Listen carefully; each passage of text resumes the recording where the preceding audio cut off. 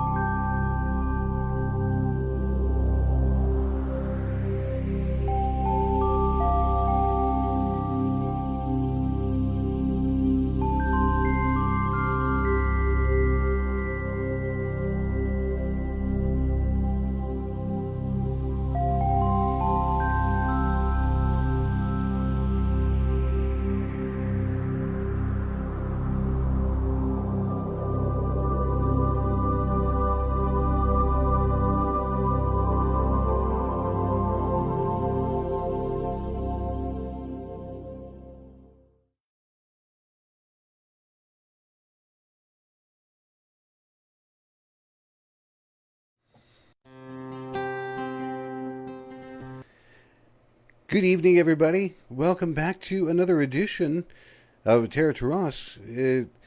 We are here this evening to talk about superstitions of all things, and we're going to try to decide if they are fact or fiction. And with me, the rest of the panel up here this evening in the upper left-hand side is Heather Lynn. To her right is Pat Beers, Reverend Pat Beers. On the bottom left-hand side is Mr. Jared Walters. And down here on the bottom right is myself, Michael Peterson. How's everybody doing this evening? Wonderful. Good. Great. Everybody is in fine form, raring to go, by the sounds of it. Yes. Well, I kind of stumbled upon this topic simply for the main fact that we all, throughout our day, will pay heed to superstitions or give verbiage to them or talk about them. And it dawned on me, if we were to sit down as a panel and talk about and have a discussion about them and try to find out, do these have a factual piece of material to them? Are they from antiquity? Or are these just kind of erroneous things that people made up in older days and they've just carried through? So we're going to take a look at all that. Jared, I'm going to start with you because you've got a couple of interesting ones. Yeah. Well, there's lots of superstitions out there. We know this, and they're cross-culturally everywhere. Yeah, I couldn't believe the amount when I went in and did some studying on this, how many different superstitions there were, from good to positive. So there's just a lot of them out there. Some of the ones I wanted to talk about specifically are the table salt, and if you tip over your table salt. They said that that's a bad omen. And from the research that I did, I noticed some interesting facts. If you ever look at the Last Supper with Jesus, and you look at the apostles that are with him, and if you look at Judas specifically, he has a bowl of salt that's spilled right in front of him. And so that's kind of where the negative connotation comes from, is because Judas was a liar, if you will. He was disingenuous. He was disloyal to Christ, and so that's where that comes in, is by spilling the table salt, you're in bringing in that energy towards you. So the idea is to reverse that, is you pick up the salt and throw it over your left shoulder. And where that also ties in Christianity is that the devil tends to sit more on our left side and influence on our left side and corrupt us.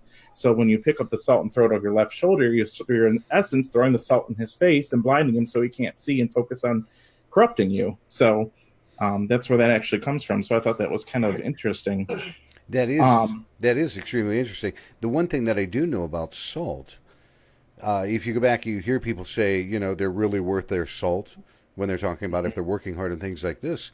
That actually came because that's how people were paid, was by ounces or an amount of salt during a day. Because that's how you would preserve your food. You had to salt it and cure it and things like that. So it became a very big thing. Yeah, exactly. If somebody else has got something in here and they want to kind of jump in and say something, feel free. Because tonight's more of a free-for-all as we're going along. Ladies. Well, I told you guys earlier, I'm from Morgantown, West Virginia, so I grew up with superstitions. I do this stuff all the time, and I don't even think about it. So when you said superstitions, I'm trying to rack my brain. Now, My friends will probably tell you I have millions of them, but I'm just so used to doing it all my life that I don't even think about it. Yeah, that sounds right. And I think that's how we all are. But it just dawned on me because there are some of them that we'll get into that do have some truth behind it. Okay, Jared, what you said you had a couple that you wanted to talk about.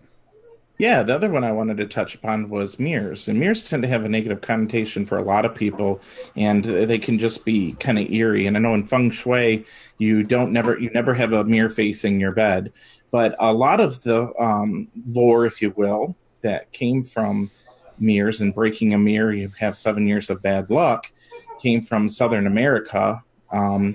They would actually cover mirrors when somebody in the house was dying because they believed that a portion of their soul could get trapped in the mirror. So whenever you broke a mirror and your fragments of your soul are trapped within the mirror, it brought you the 7 years of bad luck.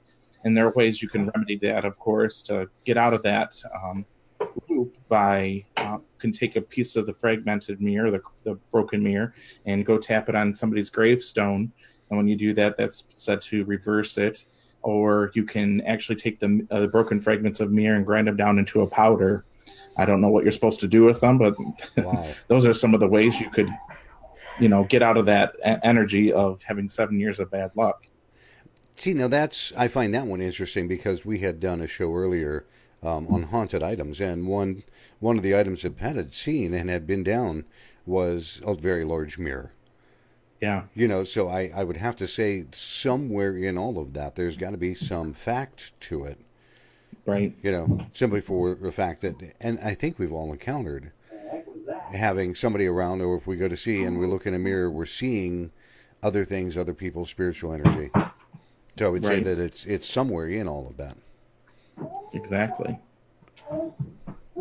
I think too with the mirrors that some of them are like portals that you can, if you don't stand directly looking at, like the one that I saw at the Myrtle down in, I believe it was New Orleans. If you stood to the side and looked at it, it was like you were looking through a gateway into the past. That's and doing this kind of stuff my whole life, I still freak me out. Yeah, they definitely thought that they were portals for spirits to come through. So when you look in a mirror, sometimes if you just stare at yourself, you begin to morph. So there are some weird things with mirrors, especially that they're used for. You can use them for scrying too, for seeing future events, people, things like that. So yeah, I think there could definitely be some truth behind that, and the soul fragments being trapped in the mirror. Now, earlier, and I think it was earlier this week or late last week. The world kind of lost a revered one, Lorraine Warren, who was a paranormal researcher. Her husband was a demonologist. She passed away. For the people that have watched the movie called The Conjuring, in order to see what was behind her, she used a mirror as a reflective tool instead of trying to look at it directly on. Right. And this was actually a factual kind of thing because that's the easiest way. Nostradamus used to look in an obsidian mirror when he did all of his work. So when we're talking about mirrors, I believe that a lot of that is fact. Not only do they hold it energetically, but they're reflecting upon something that we can't see in a very typical fashion. Right. Yeah.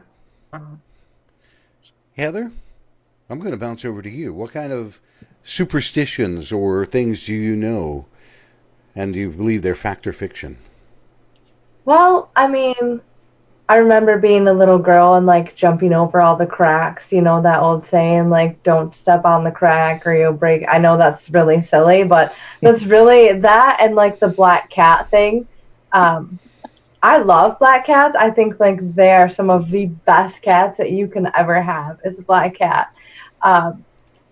But for some reason, when I do see a black cat that I don't know, I always typically just kind of pause for a second. And I just have that thought, I was like, oh, and then I like to think of it as a good thing, not as, bad luck. I just like to think of it, oh, well, this must be a good thing. This black cat came to me. So as far as superstitions go, I do think it's a mindset. It's energy like anything else. So if you really truly believe in it, then I believe it's true. Same as like a curse. If somebody says that they've cursed you, if you really believe that you've been cursed, well, then you are essentially cursed. But if you don't allow that, then, well, there's not a whole lot that they can do.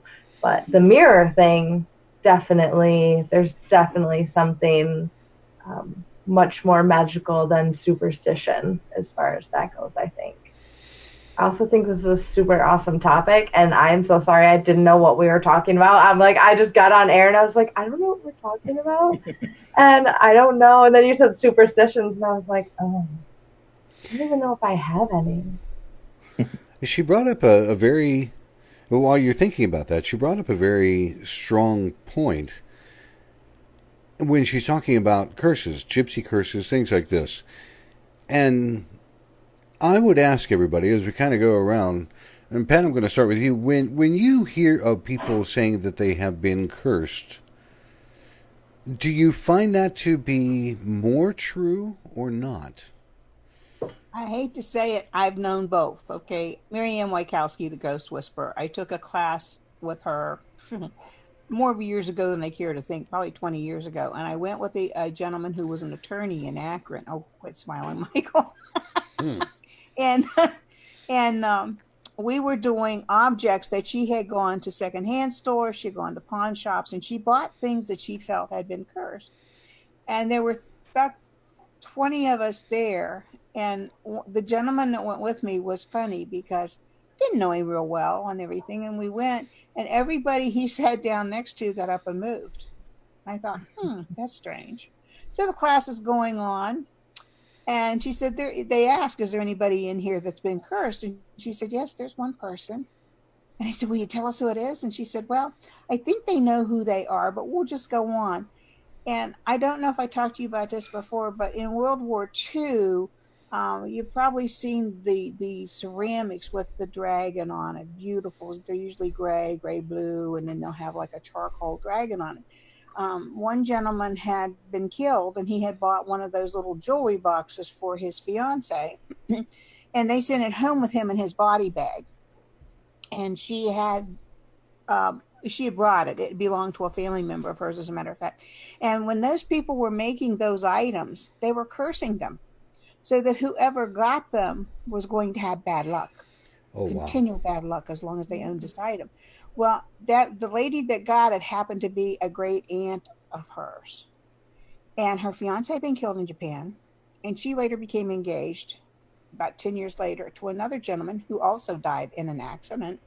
And when Mary Ann got into this work, she asked her if she could see it one day, and she removed the curse from it.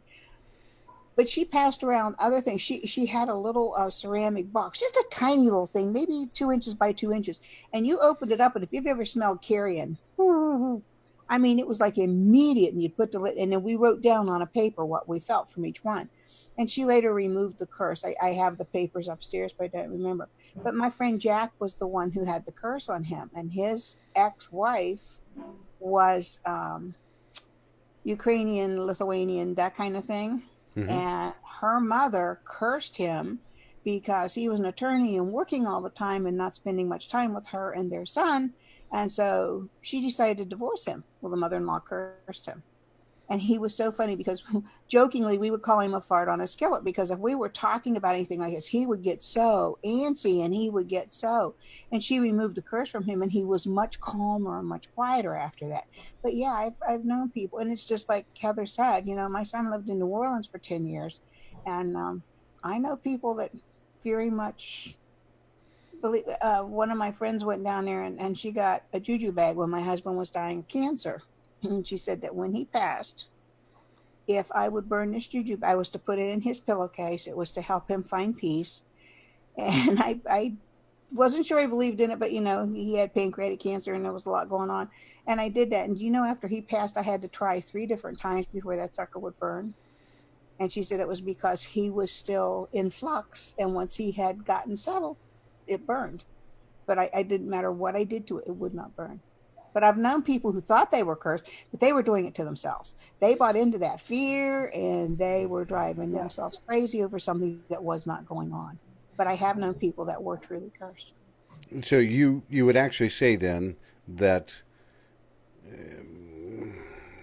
items or non-living objects can carry a negative energy, which a lot of people would say is a curse.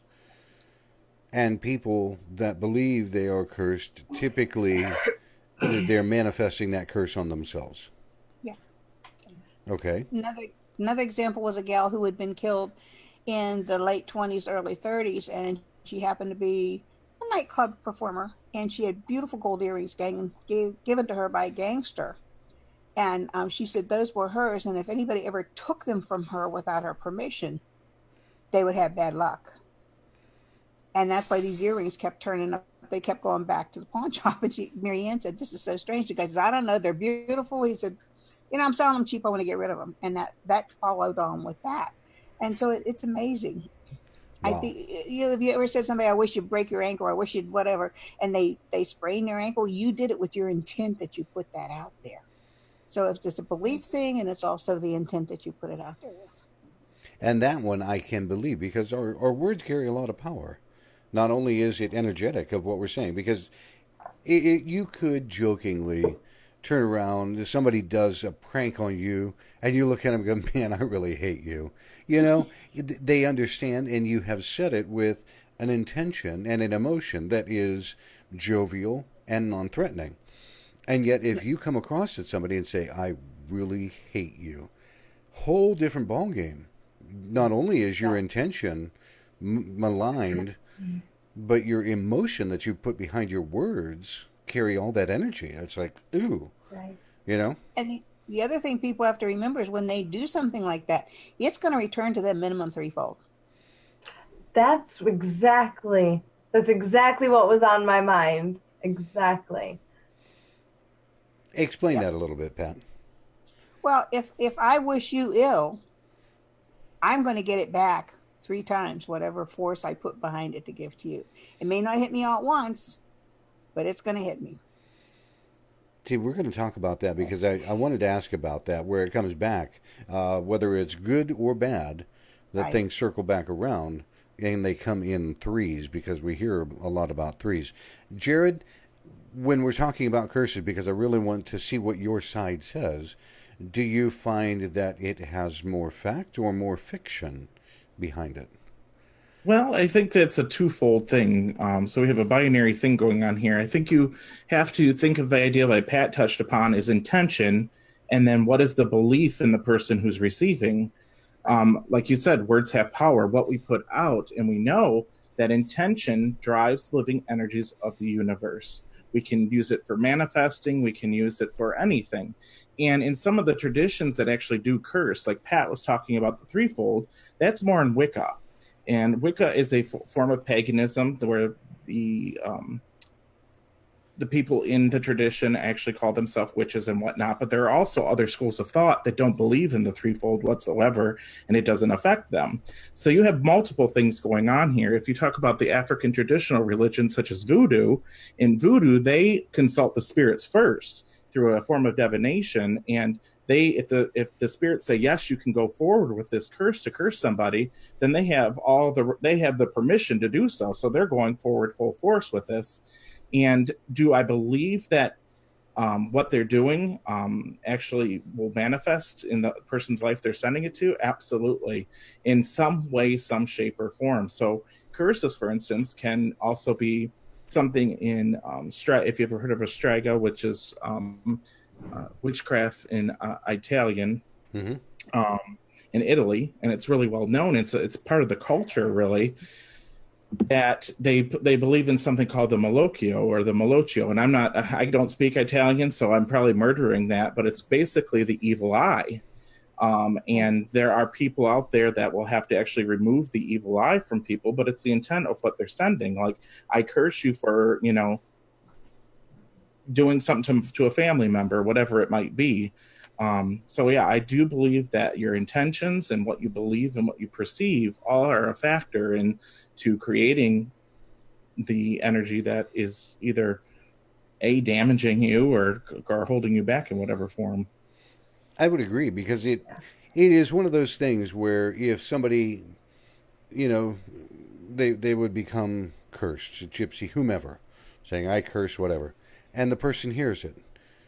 They're shocked at first, and then all of a sudden they start looking or being wary of something, and then if something bad does happen, they automatically associate it to that curse. So, my God, I must be cursed. This is Absolutely. bad.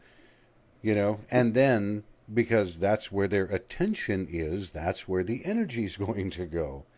Exactly. That's the law of metaphysics. You know, Right. Self-fulfilling prophecy. They create it and bring it onto themselves. There's something called in psychology confirmation bias.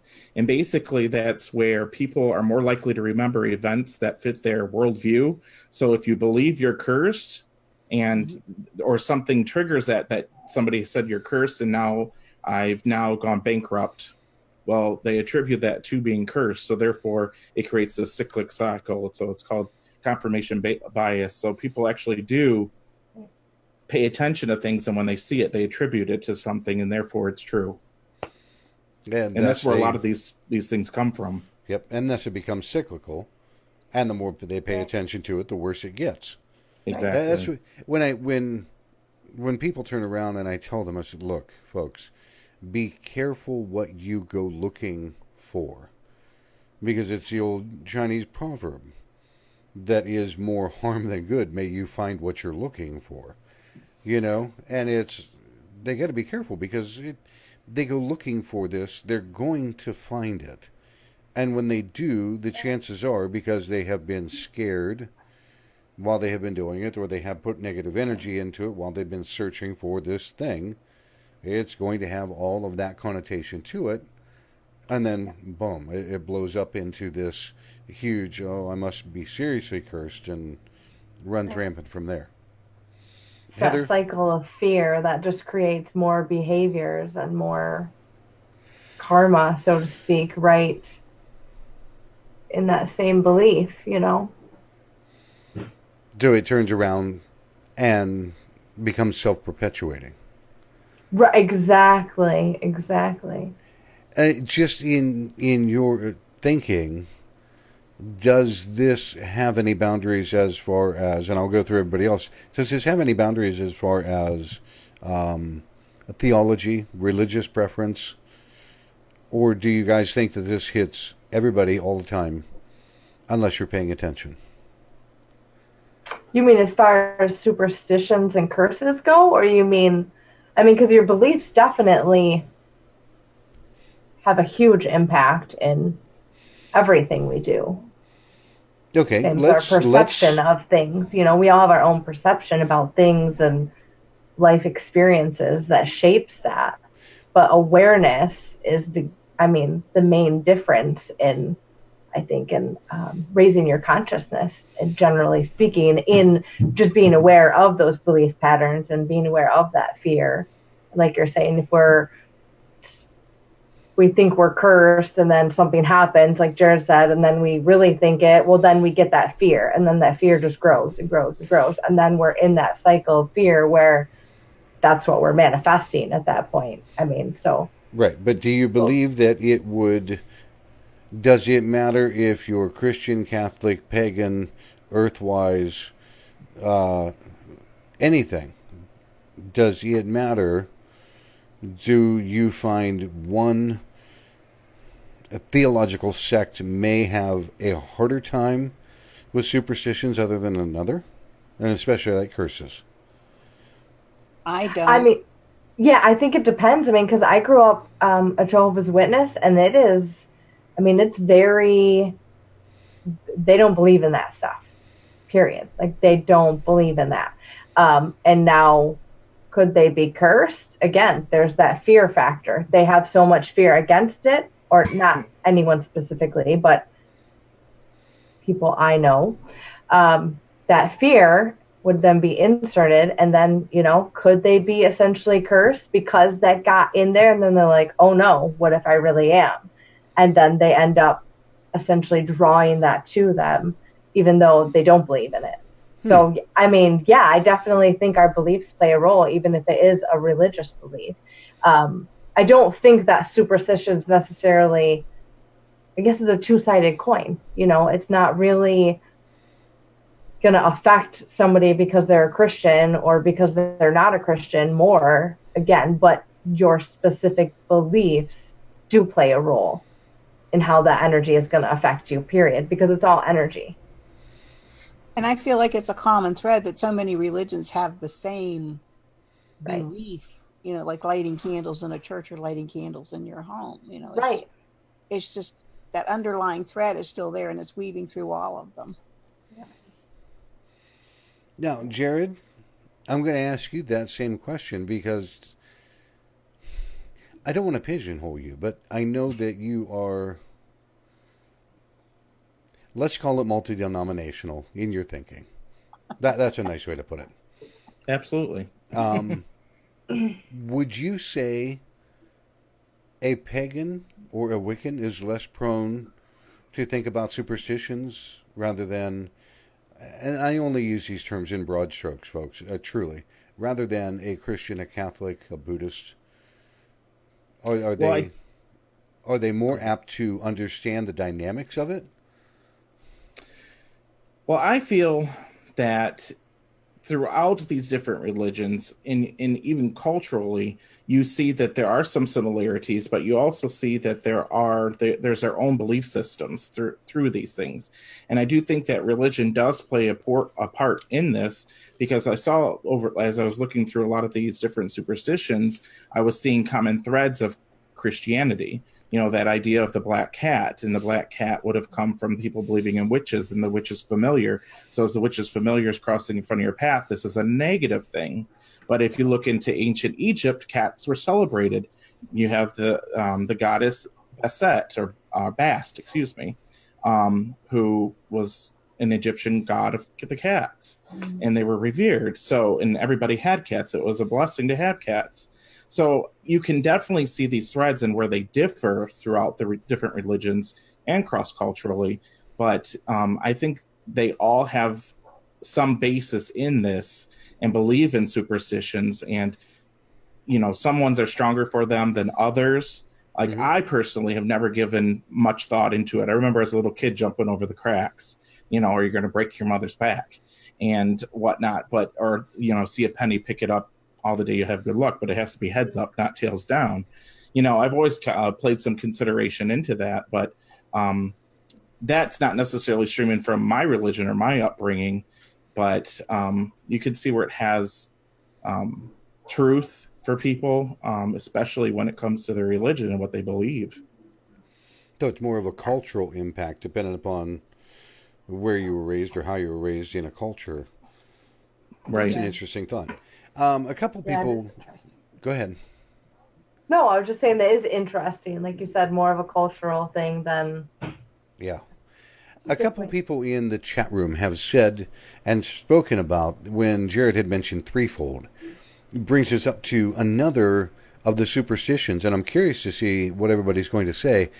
Death comes in threes.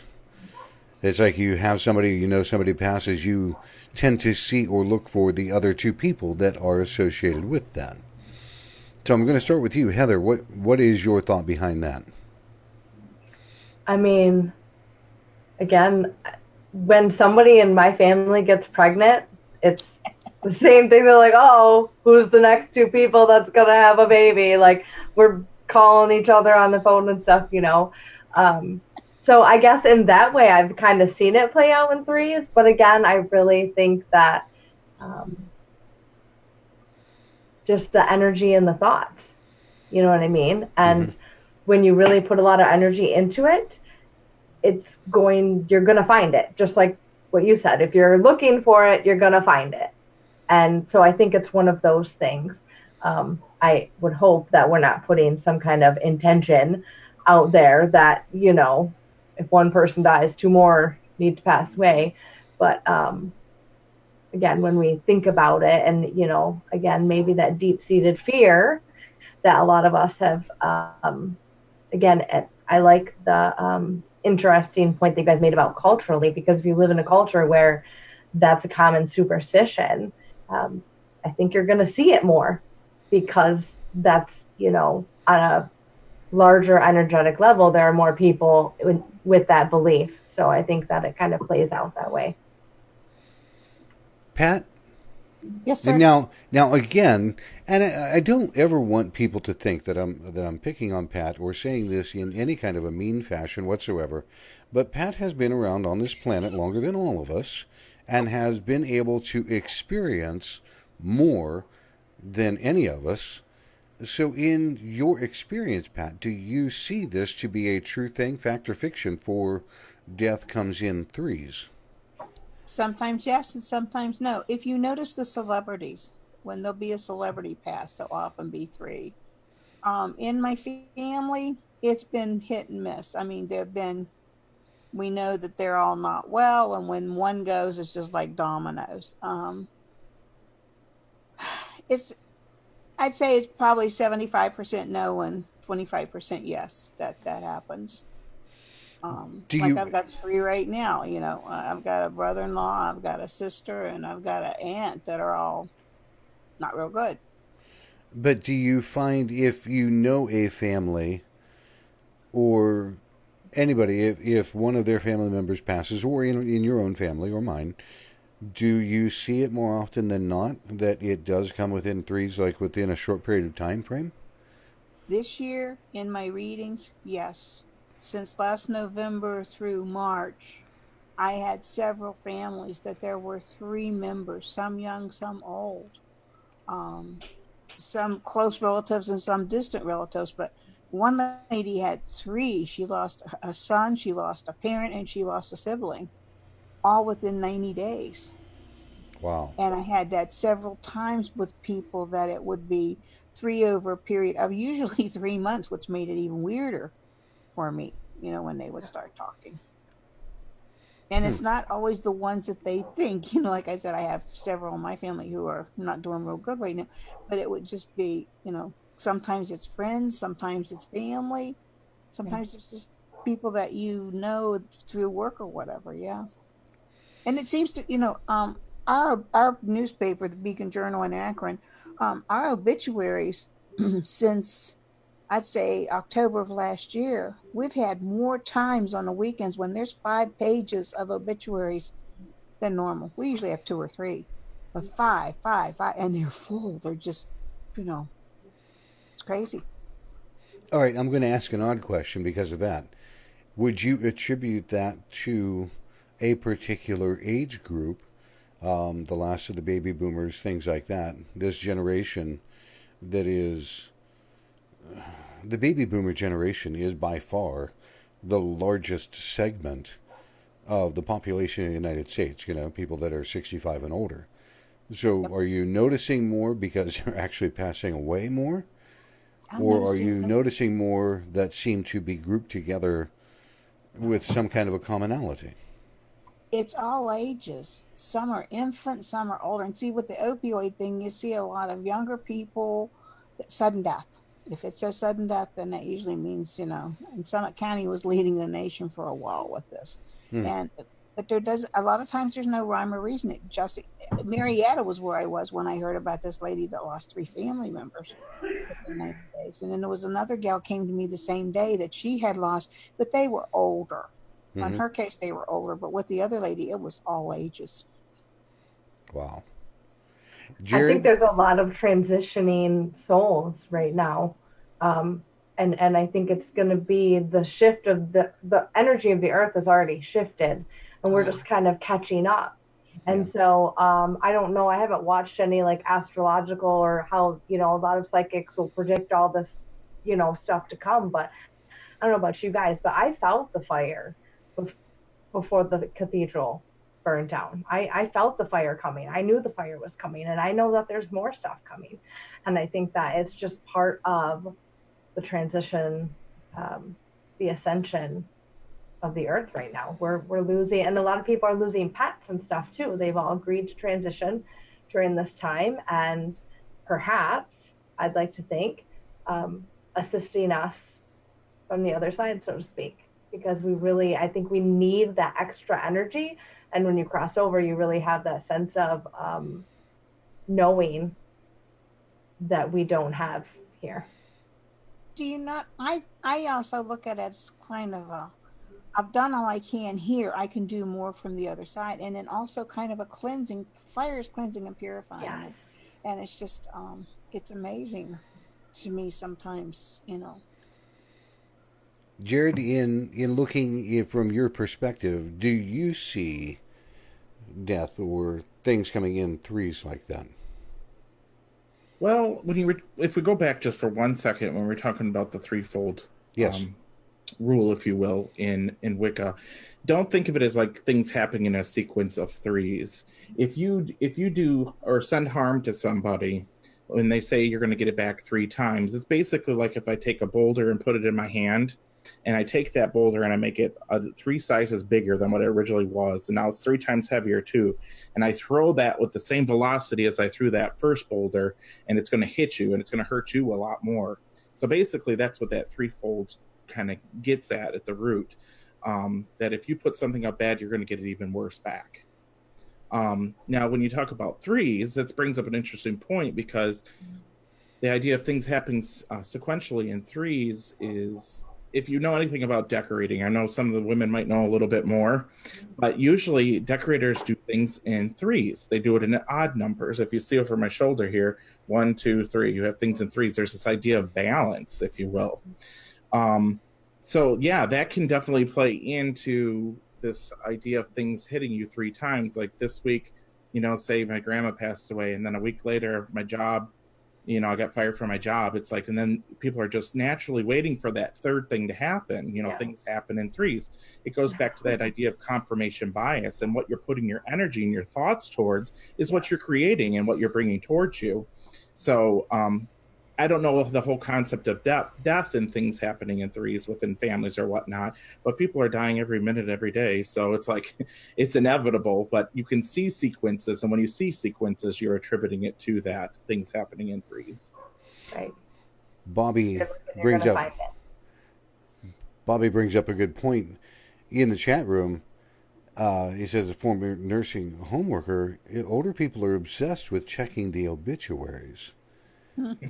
And to me, I believe that, because they're looking to see the people that I know or the people that I associate, are they still on the planet? Or did they leave and they left me behind? It's just, I found that to be an interesting observation. We're going to take a break here for just a few minutes. When we come back, we're going to do a couple of other things and talk about one thing that is, people might think it's superstition, but it actually has so much fact behind it, it's not even funny. But we'll be right back after these words from our sponsors in a short break.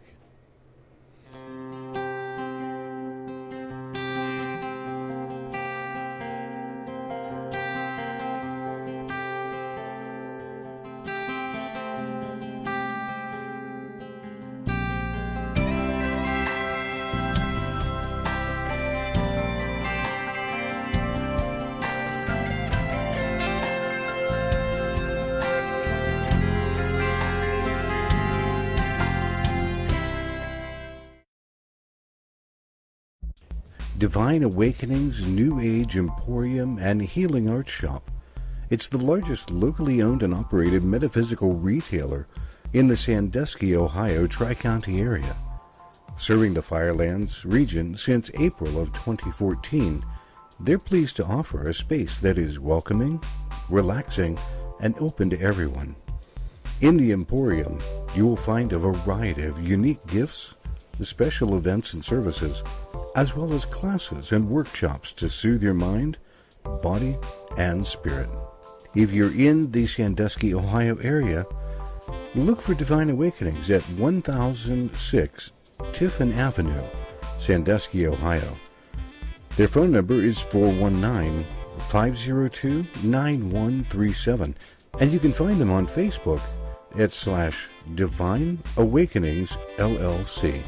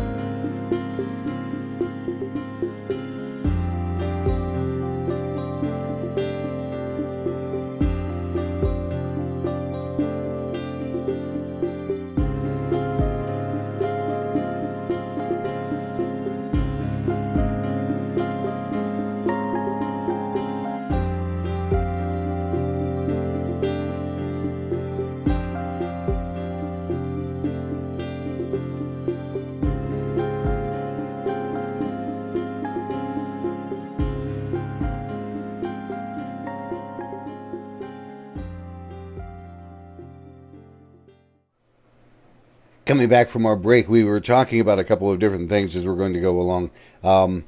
The first one that I wanted to bring up, though, and talk about is to see what people's thoughts are. Back in the olden days, when photography was basically new. Before that, you had artists and sketch artists and things like this. So people were painting or drawing or had a likeness of you. But then along came photography. And it captured a very specific point of time with all of the surrounding energy, all the surrounding things. And there was a worry that that piece of photography would capture a piece of your soul if you had your picture taken. And in early days, everybody, the photographer would come for a paper, whatever, everybody would scatter because nobody wanted to be around. Nobody wanted to be part of that. Only the people that thought they were big, rough, tough, and this can't hurt me had their picture taken. Or, if you noticed, it was always at a funeral or out in the Wild West when they had round up some guy's gang. They would take a picture of all of these people in coffins because that was the big news in the heyday, so the newspaper would sell more papers. So I'm going to ask... Pat, do you believe that to have any kind of fact or fiction to it? No, I really don't. But I can remember as a kid, we would go down to Grantsville, Maryland, till there was a big auction down there. And, being a 12-year-old, I had my little old Kodak, and I wanted to take pictures. And the Amish would not. But there was one gentleman that was so cool because he had the full beard mustache. He had to be in his 70s. He let me take his picture. And they were mad at him because that was going to be a graven image and I was stealing his soul. And what was I going to do with that picture? But yeah, I have heard that many times. Wow. I did not know that about the Amish. Mm-hmm. And you say because of an engraven image. Mm-hmm. Oh, yeah, that's definitely anti-biblical right there. Mm-hmm. Heather, what might you think on this particular topic? Wow, gosh, when we were talking at break, you made really good points about maybe it is more than energy, because, again, everything is energy, and so psychometry, many of us can, feel stuff. You can walk into a room, you can, I'm looking around at my walls because they were, we recently painted them. And before, I could feel the energy of not good energy on the walls. So we cleansed them and painted them. But it's very an interesting concept about your actual piece of your soul. I mean, I don't know. I really don't know, to be honest. I think that it's, again, if you really believe it, then it is. But it's really interesting to me, the Amish. We have tons of Amish where I live, and I've seen these little boys pulling this wagon with their watermelons in it. I don't know how many times. It's the cutest thing.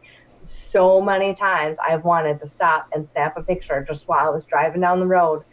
And Spirit always said, no, so it's very much a respect thing because that's what they believe, so I didn't want to be disrespectful of their beliefs, but I think that the energy can be stored for a really long time. So maybe it really is just the energy that gets carried along through the photographs. And I feel like it's more of an energy thing. Jared, what are your thoughts on that? Interesting. I know when we were speaking, we talked about using photos, especially for forms of psychometry, in order to connect with a deceased loved one through mediumship. And I can remember this story one time because I used to do a lot of paranormal investigating and belonged to a team where I actually was the medium and would perceive what was going on and kind of give them some information. But I remember investigating this one person's house, and we were in the basement, and she said, while you're here, can you see if you could connect to my grandmother for me? And she brought a picture, and I'm staring at the picture, and I heard the word, Mama loves you. And I should have said it first, but I asked her, what did you use to call your grandma? And she said, oh, we called her Mama. So I believe, in my beliefs, that looking at the picture allows one to facilitate a direct connection to the deceased. Not that the picture is encompassing or actually speaking to me itself. It just provides a direct connection to that person that is deceased in order to communicate. Through my Indian shamanism, we believe that soul fragments can be lost from a person, but usually it's from a traumatic event of some sort through their life. And when that happens, they can scatter these soul fragments, and there are ways that we can actually bring those back to the person so that they feel whole again and they replace what they lost. So I don't believe the pictures, in essence, are trapping a piece of a person's soul, because if you think of the time period and when mirrors first became something, when people looked in the mirror, they probably startled themselves. So people have never seen them before.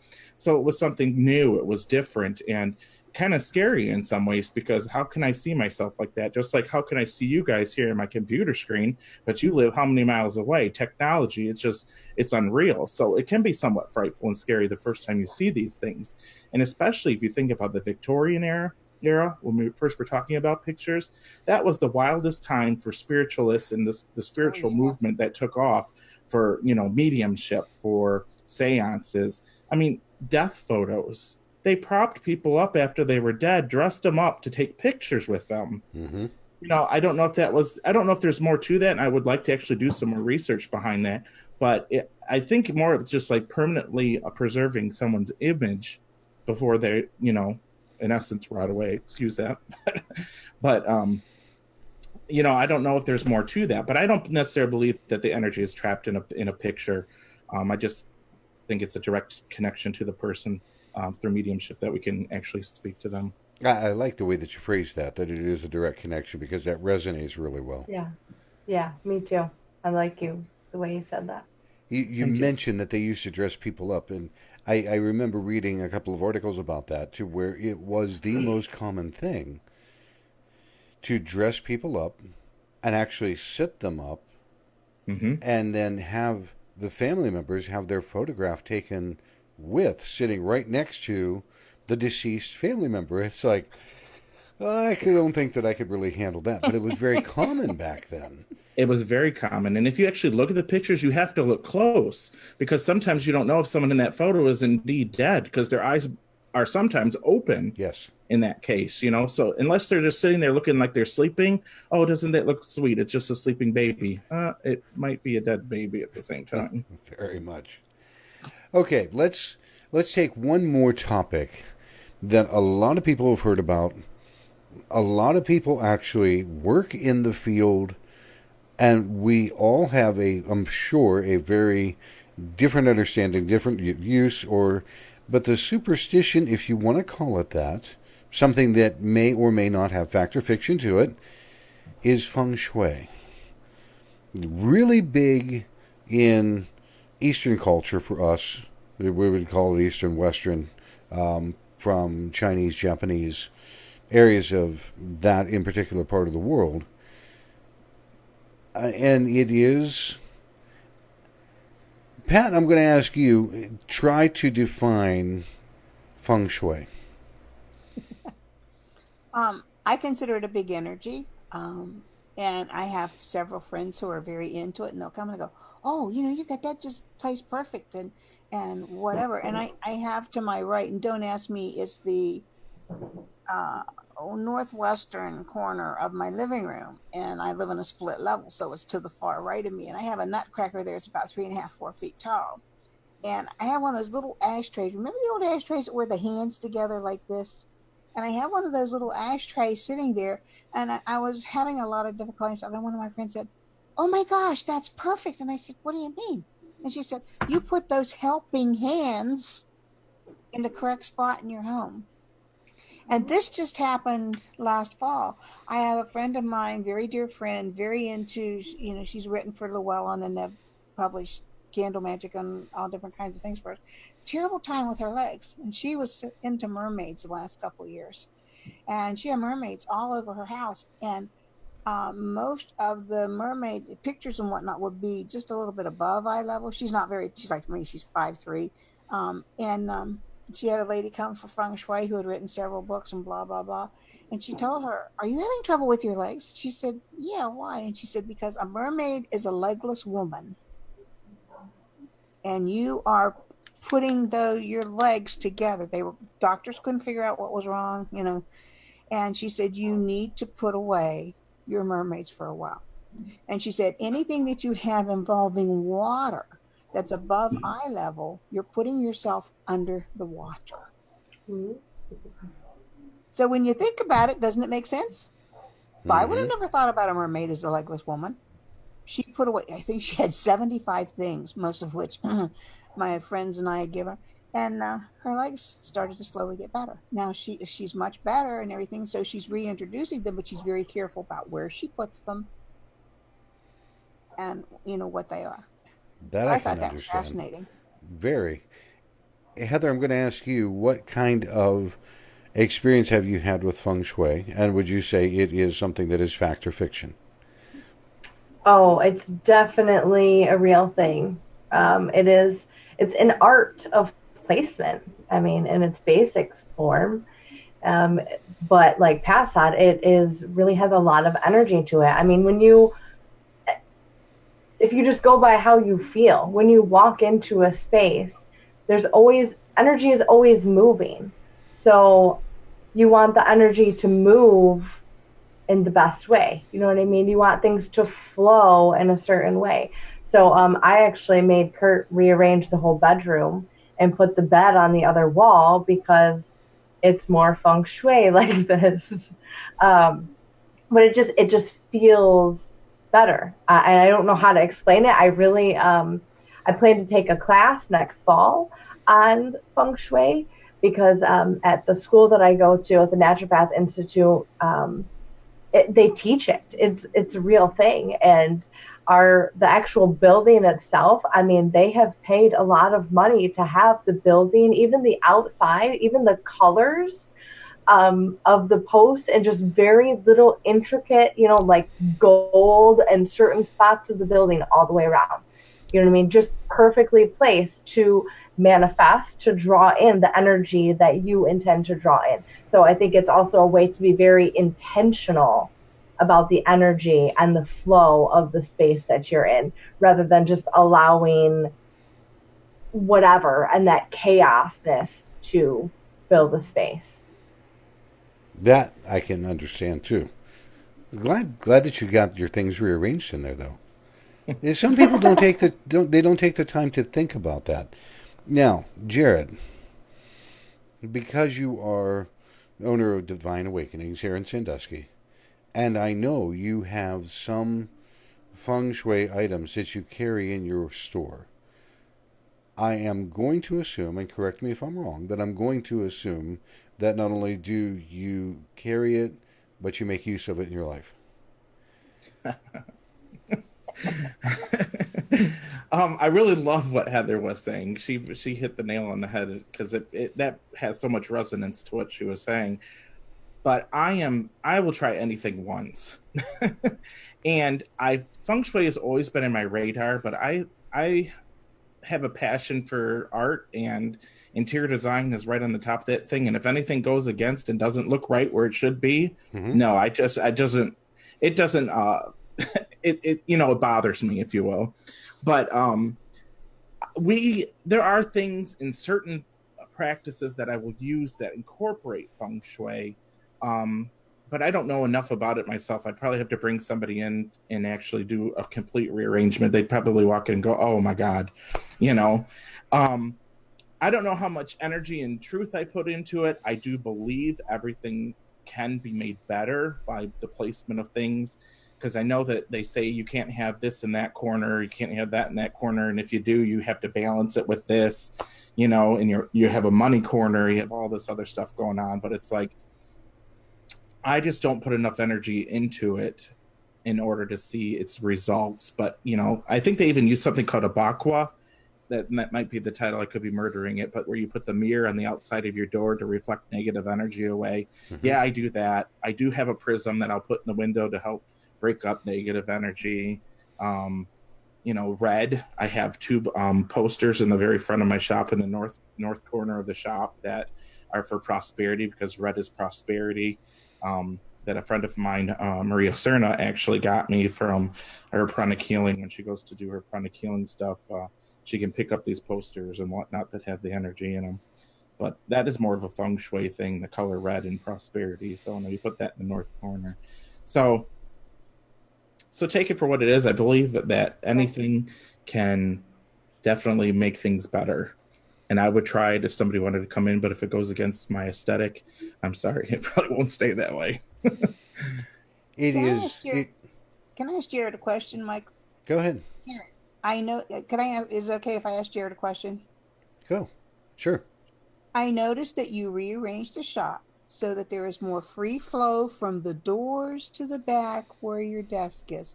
Have you noticed a change? Yes. And I noticed that when I was there the last time, and I forgot to ask you about it, because I know other people have had shops had it like you had it. You had things in the middle, and we walked around, and they said, no, you got to have a free flow from your door to your desk. Yeah. I just thought about that right now, and I wanted to ask you. Yeah, and that's why I like so much of what Heather said, because it's like, yeah, things block the energy. You want the freest form of flowing energy in your space, and if you're putting things in certain areas that it's blocking the energy flow, well, things might not be so good in your money corner because you got a big something there, So it is one thing that Melody Loving in the chat room had said. So you get a balancing of chi in your home to help it free flowing throughout. And that simple kind of statement from her, I wholeheartedly believe to be true. But ironically, if we stop and take a look, we just did a show about chakras and the flow of energy through our chakras. So I have to, by definition, also understand that there is a flow of energy in any place that we inhabit, work in, or are at for any period of time. For me, myself, having bought the string of Chinese coins and hanging it in, and this has been, I want to say 5, maybe 6 years ago. Hang it in the farthest northeast corner of your home, northwest corner of the home. And within a very short period of time, that I without even really paying attention until Shelley brought it to my attention, our finances increased. So I'm a believer, and like you do things because it feels correct. So I would have to say fact, and because there are people that do it and they see dramatic results. Like you hire a professional to come in, and they go, oh, hell no. And they rearrange everything that makes you go, oh, hell no, until everything starts moving the way that it should. And you're like, imagine that. It makes sense now. Mm-hmm. Yeah. And you notice how all this flows together, guys. It all flows together in one way or another. It all connects. Yes. It does. We know that energy moves circular. And this is the way I always think of it when I do a house cleansing is the energy is moving in a circular clockwise direction in a house, in a room. The stagnant negative energy tends to go out towards the corners. You got to pay attention to your corners. But that makes so much sense with the energy being blocked with, furniture and things not being of an optimal energetic level in your house because of the way you have it fashioned. My luck, I would be living in a house to where my couch would sit at a 38.5-degree angle and my TV would be on the opposite wall behind me. And Two quick things to finish up with for the evening. There are two things. One, more of a piece of superstition. When birds continuously go around your house and peck on windows trying to get in, is a sign of someone near to you getting ready to pass away. Heather, real quick, would you say true or not? I mean, I'd say it could be true. Okay. Pat? I'm leaning more towards yes. I've had it happen, yeah. Jared? Why not? Shelley, my wife, had it happen to her. A bird tried to get into her parents' house, and shortly after, somebody close by. So it has valid weight to it. The last one, which I would say is completely superstition, but let me know what you think. They say never point your bed to have your feet facing the door, because that's how the coroner takes you out of your house, feet first. Now, I will tell you flat out, my in-laws swear by that rule. Neither Mel or Alice will ever, ever, ever put their bed with their feet facing the door.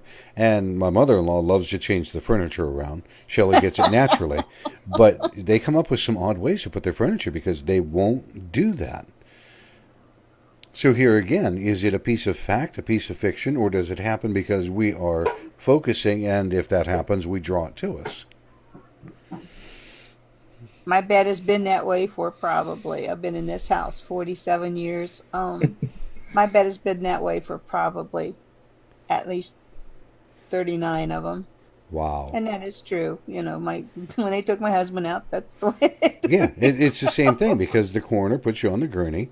When you pass away at home, they take you out feet first, not head first. Is that a respect thing, or is that, I think it actually started as a respect item to show that you are passing out the door properly, as if you were walking out for the last time. Yeah. Right. So your feet pass through the plane of your doorway first. Well, 100 years ago, that wouldn't have probably been possible for our house, because in our bedrooms, it's like you only have so much wall space to use. So my feet have to face the door. Well, and think about when people passed. I can remember my aunt's house.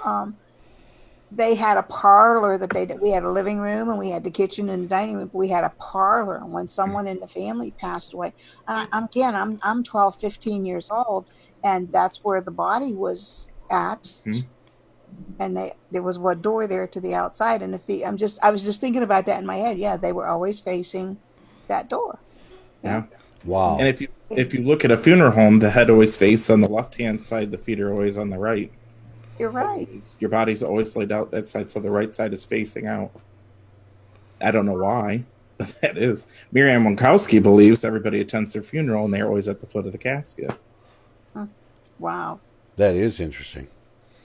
All right, we're going to wrap it up for this evening.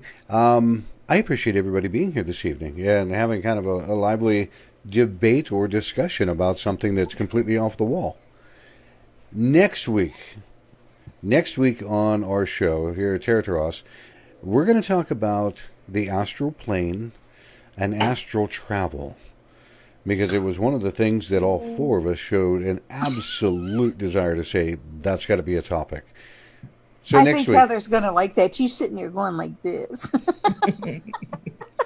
Next week, we are definitely going to be covering that. So you might want to check back with us again next week to hear about astral planes and astral travel. That's going to be a kind of a lively debate as we go along. For everybody else, if you're watching here in the live chat, we appreciate you joining us.